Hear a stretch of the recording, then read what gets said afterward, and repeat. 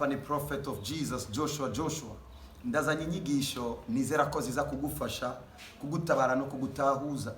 Ariko ikintu ngomba kuvuga kubijanye n'ubuzima, ubuzima cyane ubuzima bw'urugo. Ubwo n'ubuzima umuntu adashoboye kwirengagiza, n'ubuzima umuntu wese ashoboye kubamo, na cyane kwica umugabo yaremewe kubaho kwisi, yaremewe kuyigwiza. Bisubira ngo mu kuyigwiza ategerezwa kuzobana n'uwitwa umufasha wiwe, n'umukobwa yaremewe kuzobana n'uzo kwitwa umugabo wiwe. Ndanezerewe cyane kuba ngomba kuvuga kuri kino kintu gikomeye cyane kandi gihambaye. Ukivuka Imana yarizi yuko ikuzanye kwisi kubw'umugambi kanaka. Icambere ngomba gutahuza uwitwa umukobwa ari inyifato utegerezwa kwerekana kugira ngo ibiye navyo nyene bimenye yuko hageze. Ukiri inkumi iwanyu, iyo umuntu akoze makosa gato ucushavura ugafata isakoshi ukagenda, menya yuko hataragera yuko wubaka, kuko ni wajayo bazokubwira gato ucuterura isakoshi bigendere. Ariko kandi nimbura umusore ukaba ubona umuntu agize akantu gato nka mushikawe, ukacugenda kubwira papa wawe, menya neza ko ataragera yuko wubaka, kuko uzohava wararaza uzoba yitwa umufasha wawe. Narinje gusa gutahuza, ndiko ndavuga kubijanye n'ubuzima. Ubuzima n'urugendo. Ubuzima umuntu wese abaho azi neza yuko afisa aho yavuye, afisa hagera, afisa ariko araja. Umuntu w'ubwenge n'umuntu yama yiyumvira buri munsi ariko araja, akaca yihanganira ivyo aracamo canga kubaka ivyo ariko arabamo, kugira ngo ejo ubuzima bube bwiza, ejo ushobore kubaho ivyiza vyose wagenewe n'Imana. Nariko mvuga umukobwa, mvuga n'umusore, ariko abo babiri rero igihe kirashitse barahuye, imigambi bishasha irateguwe. Abo bantu babiri nibavukiye hamwe, nibavyawe n'umuntu umwe, nibafise ingeso zisa, kuko bamwe barira ku kirago, abandi barira ku meza, abandi abagabo abasore n'abakobwa barasangira, abandi abakobwa n'abasore nibasangira. Umviriza rero aya makuru y'ubwiza, aya niyo nizera ko aza kugufasha. Murahuye, muratahuranye, umwe abwiye mugenzi we ndagukunda, sinzi uwabivuze. Ashobora kuba ari umukobwa kuko ravyemerewe, ashobora kuba ari n'umusore abibwiye umukobwa, ariko igikuru nuko bavyumvise kumwe. Umunezero urinjiye, imigambi irateguwe, mariage nziza ngiyo. Haleluya! Murageze aho muhezagirwa, murageze aho mugiye kubana. Nagomba ndakwibutse, mugiye kubana n'abantu babiri bagiye kubana, ni mico ibiri igiye kubana, n'abantu batakuriye hamwe bagiye kubana. Mu ntango rero y'urugo habaho ibihe vyiza cyane, ivyo bihe bavyita ibihe vy'ubuki, periode de miel.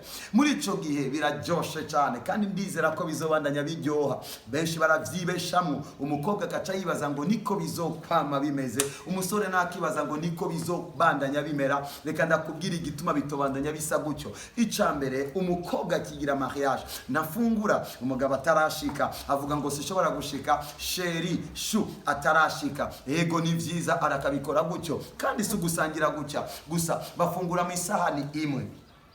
Basangirira hamwe, kandi biraryoshe kuko basangiriye hamwe, birumvikana ko ari rukundo. Ariko iminsi uko igenda niko iyo situation idashobora kubandanya ibaho gutyo nyene. Kubera iki? Haragera aho umuntu yihishura, amenyekana. Iyo ntango rero bayita ibihe vy'ubuki, aho umwe wese ahishinge so ziwe, yemera kubabara kugira ngo mugenzi we anezerwe. Aho umudamu ashobora kumbwira ngo wowe uri kirofa, akavuga ngo sheri wufyina cyane. Ariko uko ni mu ntango gusa. Igihe gikurikira aricyo gihe twita umwanya wo kumenyana. Oh my God, uwo mwanya ni mwiza. Imana yemera yuko uwo mwanya ubaho. Ego uwo mwanya ubeho, kuko muri uwo mwanya Imana ibigomba gutunganya no gutunganiriza aba bana kugira ngo bazobane neza, babane bazinanye. Aho rero niho umwe agira umuntu ikintu agashavura, kuko agomba kumwerekana uko agira iyo abyiwe nabi. Iyo mubwiye ngo ni kirofa akazicanga, akazipanga. Iyo umugabo acerewe gato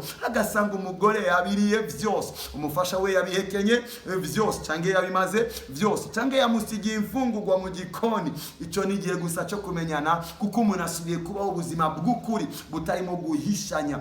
Igikwiye gukogwa muri icyo gihe cyo kumenyana no kumenya yuko nawe ubwawe uri kuraseruka. Ego si umugore yahindutse, ahubwo n'umufasha aserutse. Ego si umugabo yahindutse, ahubwo n'umugabo aserutse. Akajambo umugore sinkunda kugakoresha cyane, kuko umugore riva mu ijambo kugora, kandi na numwe yabaje kuzana ingorane. Ndavuga umufasha kuko nicyo Adamu yavuze. Imana yavuze ngo ndamuremeye umufasha. Adamu nawe avuga ngo yitwa Eva kuko yakuwe mu mugabo. Ndahezagiye rero uwo mugambi mwiza witwa urugo. Abanyumva batarubaka bazokubaka neza, abamaze kubaka bazobana neza. Nibuka igihe kimwe umuntu yaraje arambwira ngo umviriza, madamu wanje yahindutse. Ndamubaza nti gute? Ngo madame namuhaye amafaranga, noneho nsanze yakoresheje ibitari ivyo, ngo ndamukubita. Ndamubwira oya, umugore wawe siwe yahindutse, ahubwo nawe wahindutse, kuko kera ni wamukubita. Ayo wamuhaye ni make, uno munsi utangiye kuyagirira enquête